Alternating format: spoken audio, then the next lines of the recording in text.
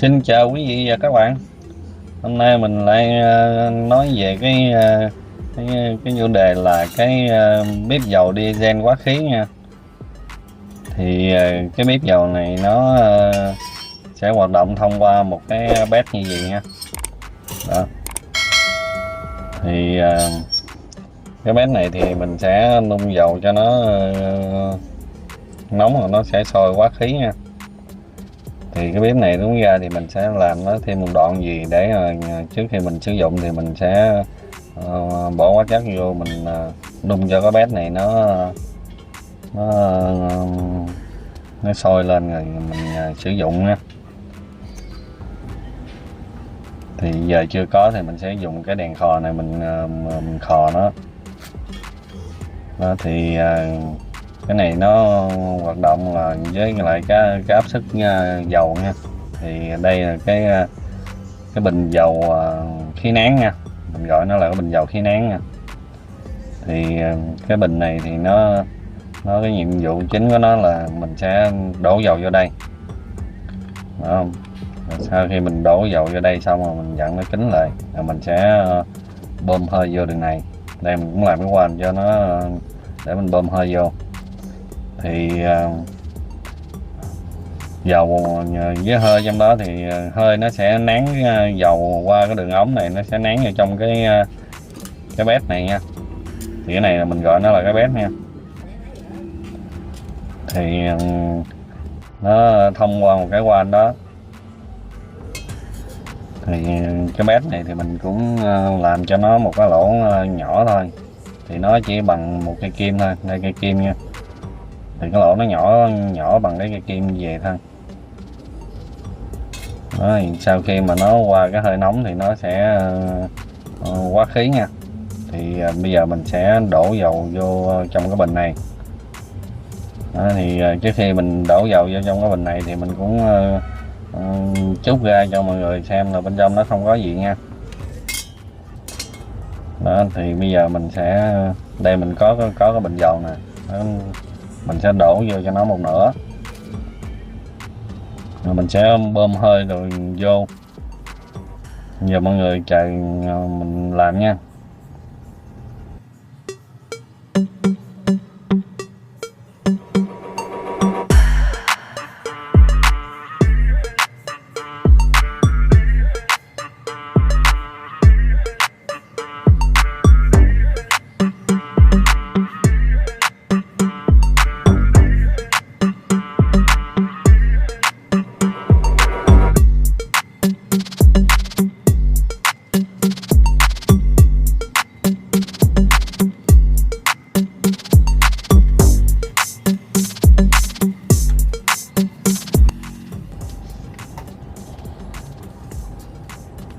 Rồi giờ mình sẽ cắm máy bơm vô, mình bơm hơi vô cho nó nha mọi người. Rồi mình cũng bơm một lượng hơi bơm vô nó vừa phải thôi, chứ không cần phải nhiều đâu. Nghĩa là nó có áp suất hơi trong đó là nó sẽ nén dầu đi được thôi.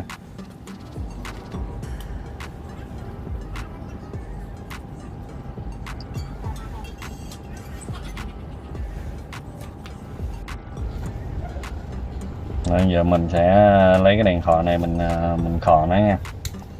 Mình khò mình hơi nóng cái bếp này lên. Rồi. Giờ cái bếp này nó nóng rồi nha mọi người. Người nhìn nhìn ở bên cái góc phải chỗ cái van này thì vẫn là mình cho vô một cái lượng dầu. Đó, mình nhấp nhẹ nó cái van cho cái lượng dầu nó chạy vô trong cái bếp này. Nó nhấp nhẹ nhẹ thôi, nhấp mình mở rồi mình đóng, mở rồi mình đóng cho cái lượng dầu nó vô vừa phải thôi, nó vô tới ngay cái chỗ mà mình đang khò đó thì nó sẽ sôi lên, nó sẽ quá khí nha. Đấy.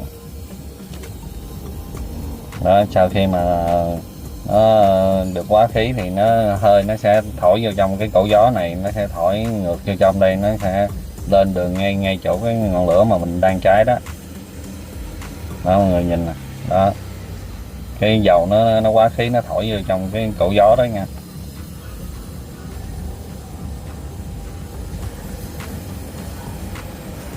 lửa nó lên rất là mạnh nha, nóng lắm.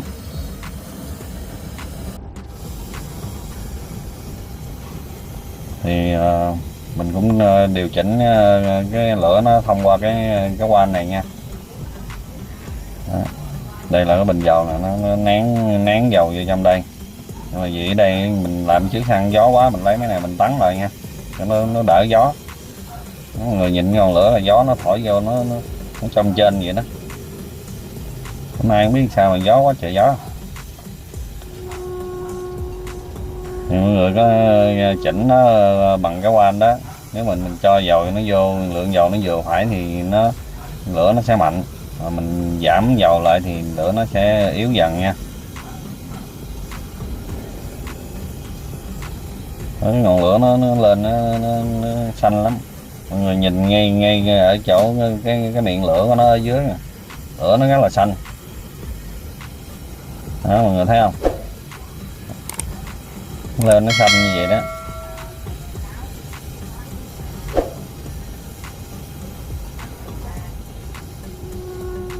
Mà cái bếp này mình cũng có thể điều chỉnh ga vô nha. Nếu mà mình mà đẩy cái bếp mà nó vô quá nha, thì lửa nó sẽ đỏ nha.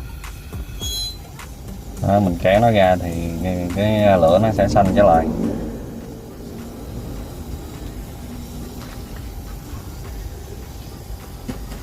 Đó, thì nó hoạt động chỉ thông qua cái van gì thôi. Để mình xả cái van này cho nó cái lượng dầu nó vô nhiều, coi mọi người hãy xem nó có cái hiện tượng gì. Nó chỉ ở cái lượng dầu vừa phải thôi, chứ nhiều quá nó cũng không được. Đó, mình đang cho dầu vô nè.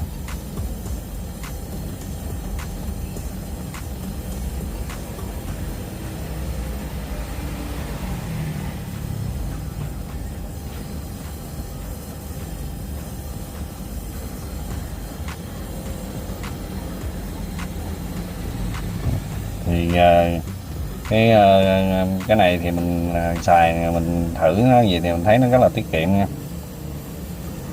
Mà cái hơi nóng nó nóng dữ lắm. Đó, giờ mình sẽ cho cái lượng dầu nó sẽ vô nhiều hơn nè. Đó, thì dầu nó vô nhiều hơn thì nó bị phật như vậy nha. Đó là do mình cho nó dầu nó vô nhiều quá thì nó sôi trong cái bếp nhiều quá thì nó sẽ tạo ra cái hiện tượng đó. Thì mình thấy là xài cái này thì mình test cũng nhiều lần rồi, thì mình thấy là nó rất là tiết kiệm. Thì một lượng dầu nhỏ thôi thì mình đốt nó rất là lâu lắm nó mới hết.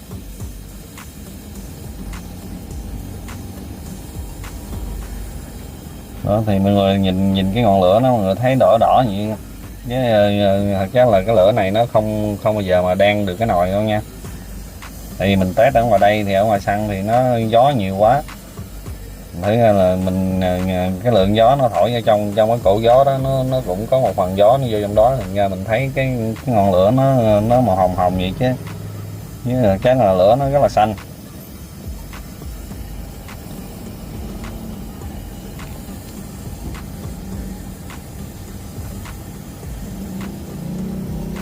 Đó, nếu mà cái van này mà mọi người mà sử dụng được cái van kim á, thì cái van kim nó chỉnh được cái áp suất nó tốt hơn, nó chỉnh được theo ý muốn của mình. Còn ở đây mình sử dụng cái van bi này thì mình không có sự điều chỉnh theo cái ý muốn của mình được. Nhiều khi mà mình giảm nó xuống chút xíu thôi, nhích chỉ gần chút xíu thôi là cái lượng dầu ở trong nó sẽ sụt giảm xuống rồi. Còn mình nhích nhẹ cái thì cái lượng dầu nó vô nó quá nhiều. Còn cái van kim thì mình chỉnh nó lên từ nhích nó lên thì lên rất là đều, rất là mạnh.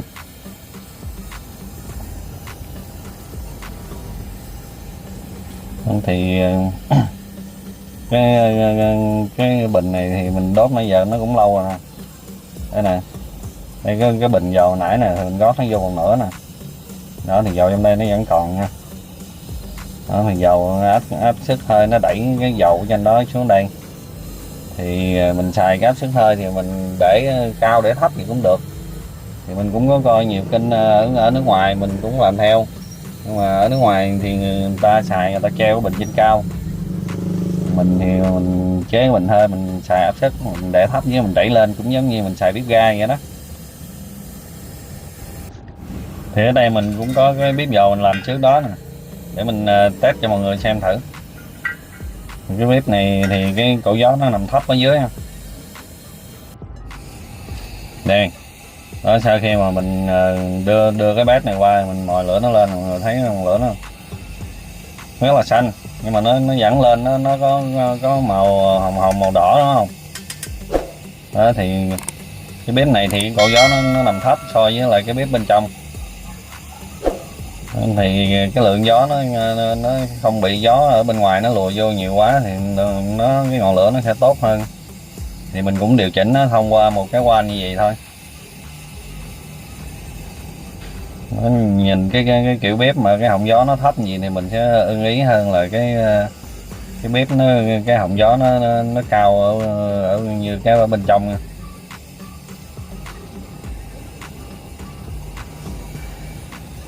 Thì cái video này mình cũng xin kết thúc tại đây nha. Đó thì mọi người thấy không, đó cái lượng dầu nó đi qua theo cái áp suất hơi nó nén xuống vậy đó. Rồi bye bye mọi người, chào tạm biệt mọi người nha.